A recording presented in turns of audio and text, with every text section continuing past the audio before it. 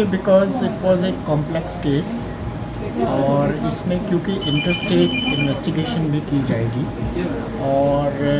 Crime branch को case ये transfer किया गया है और एसपी क्राइम को असिस्ट करने के लिए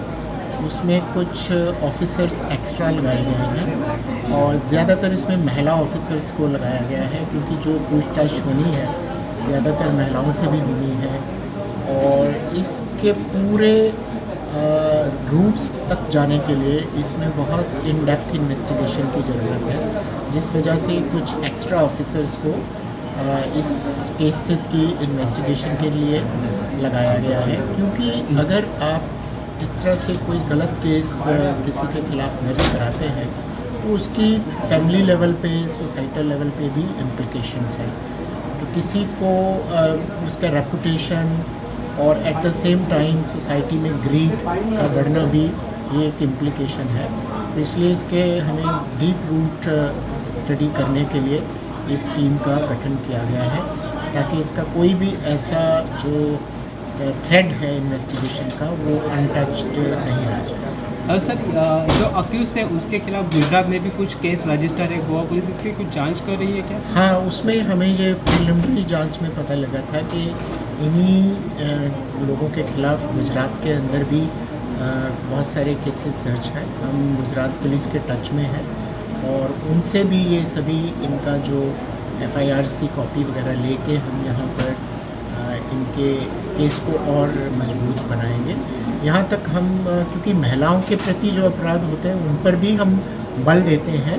बट समटाइम्स कई बार हमें उसमें देखना पड़ता है कि कहीं ये किसी को बदनाम करने का तो नहीं है। तो क्योंकि कुछ एनजीओज़ ने ये कहा था कि आपने इसमें एसआईटी बना दी है तो ये एसआईटी नहीं है, इस केस को भी देखना ज़रूरी है ताकि किसी भी तरह से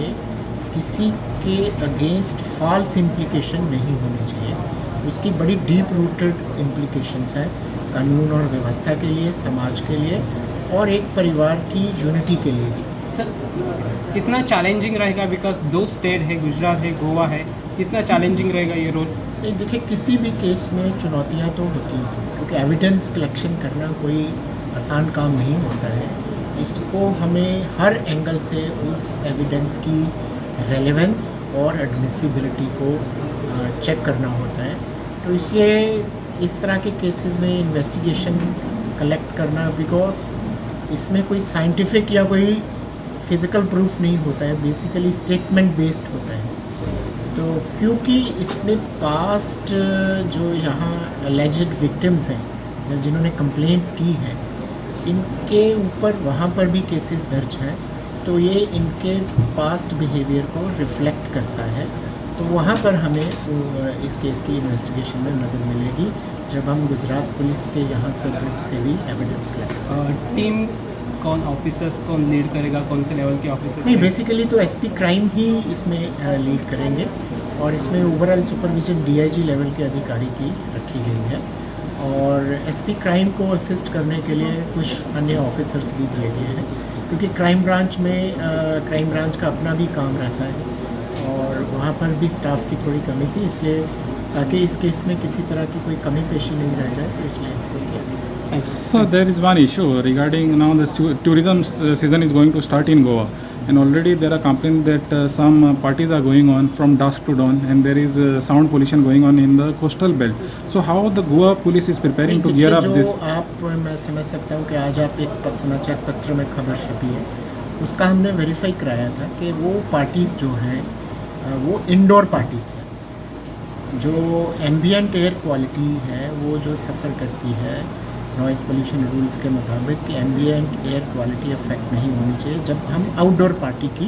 बात करते हैं। बट हमारे प्रिलिमिनरी जांच के मुताबिक अभी रिटर्न रिपोर्ट सबमिट करेंगे ऑफिसर्स बट प्रिलिमिनरी इंक्वायरी में ये लगा था कि वो इंडोर पार्टीज़ हैं